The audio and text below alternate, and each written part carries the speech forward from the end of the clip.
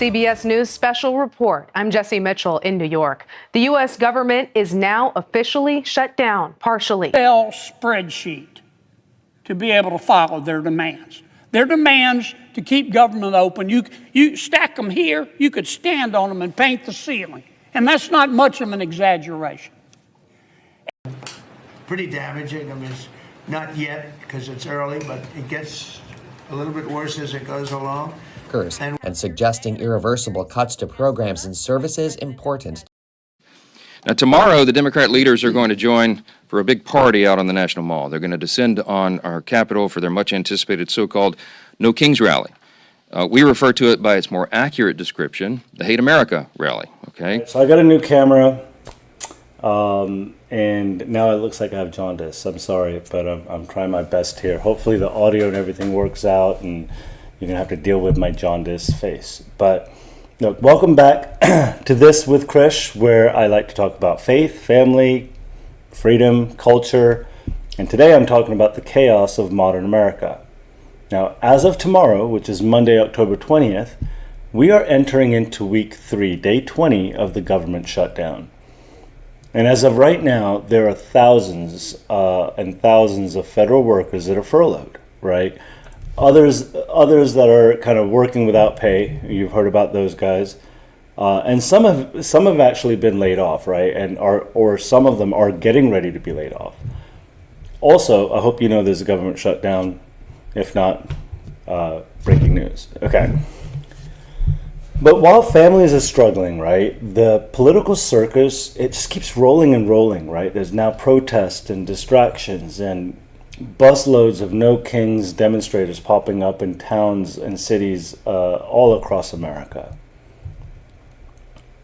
So today I'm unpacking the shutdown, the protests, and what's really happening behind the scenes, right? Including talking about the rise of one particular person within the administration who's quietly reshaping government from the inside out. Okay. Yeah, I don't always like to talk about politics, but when I do, I do. I sound like that one Dos Equis commercial. Anyway, listen, the government officially shut down, and these are just the facts, right? The government shut down on October 1st at 12:01 a.m. And we're officially entering into week 3, again, day 20, like I formally stated. Roughly 900,000 federal employees are furloughed. Another 700,000 are working without pay. Major agencies like the IRS, CDC, HHS, amongst many others, have seen some major furloughs. Those would be the biggest ones. While essential departments across, the government are running skeleton crews. Now, the White House promises retroactive pay, right? Once funding resumes. But there's a lot of confusion over when and if those checks will ever come, right? While workers wait, partisan theatrics are really stealing the spotlight, okay? And one in particular, No Kings. Now this weekend, our little suburb here in North Dallas got a front row seat to the nonsense. And I call it nonsense, and I'll break it down a little further. So every Saturday morning, we like to run out and grab groceries. It's either at Costco or Kroger, okay? And so we, drive down the street and we get to Kroger, and there's literally no parking. Not because Kroger was packed, it's because there was a No Kings protest on the street, and they used that Kroger parking lot, held it hostage for their parking, for their buses and rental cars and people with signs flooding all the intersections. I looked around and I thought to myself, well, where did these people even come from? Because I could tell maybe that they weren't locals, okay? I could tell because there were so many out-of-state license plates on these cars. You could tell some of them were rentals. Buses, like little small buses, were idling in the parking lot. The whole thing felt imported. All right, I'm sure there were some or a lot of locals, but I don't think so. I would guess, if I had to guess, which I don't have to, 75% of them weren't local. Okay, the No Kings protests are branded as kind of a stand against the government, against actually more the conservative government. But the timing is truly suspicious, right? According to multiple reports, the demonstrations are linked to progressive donor networks and nonprofits funded by George Soros, the billionaire, and his Open Society foundations.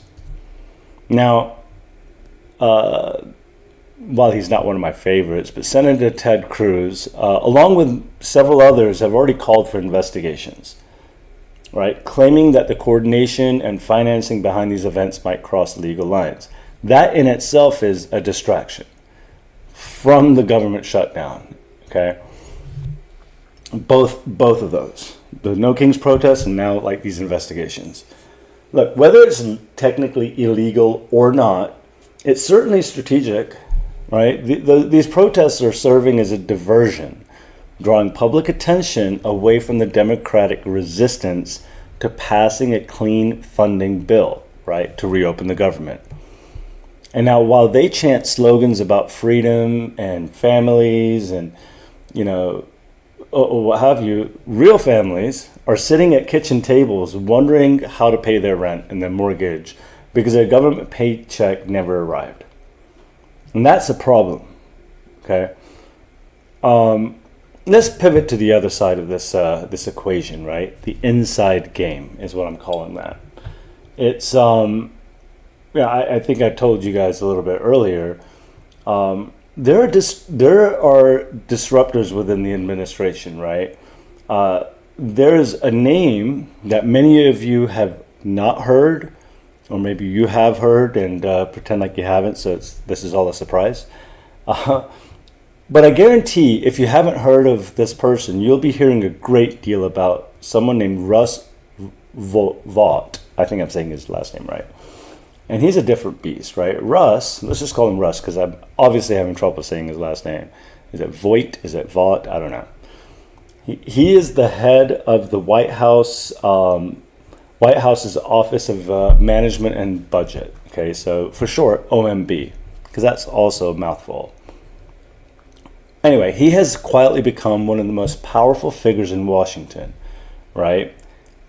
How and what's his mission? Well, Russ is in charge of slashing the size of the federal bureaucracy, okay, and to reshape it to align with the administration's priorities. Sort of Doge, but not, okay? Now, he's assembled a team known for precision, ideological discipline, and almost a surgical focus on dismantling what many of us, including myself, call the deep state. Okay, and I plan to do like a full breakdown of what the deep state is, in a mini series in the next few weeks. Okay. Anyway, under Russ's direction, OMB has reportedly been coordinating layoffs, right? Reevaluating department structures and forcing agencies to justify every position, every dollar, and every role. Sounds pretty sensible to me, right? If you're running a business, I mean, that's probably what you ought to be doing, treating the government like it's a business and a profit loss statement, right? Now, to his critics, typically on the left, he's gutting the government. But to supporters on the right, including myself, he's finally draining that swamp, okay? Now, whether you agree or disagree with his approach, right, Russ represents something we haven't seen in the government in decades, right? A reformer who's not afraid to burn it down and rebuild it smaller so it works better, right? A lot of companies do that. Restructuring is called.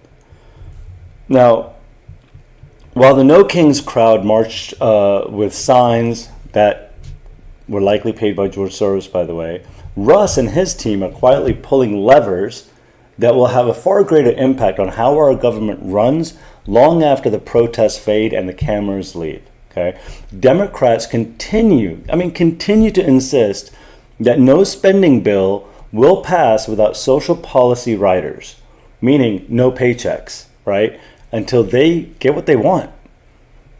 And that's just not cool. okay? Because like I said earlier, families are sitting there waiting to figure out how to pay their bills.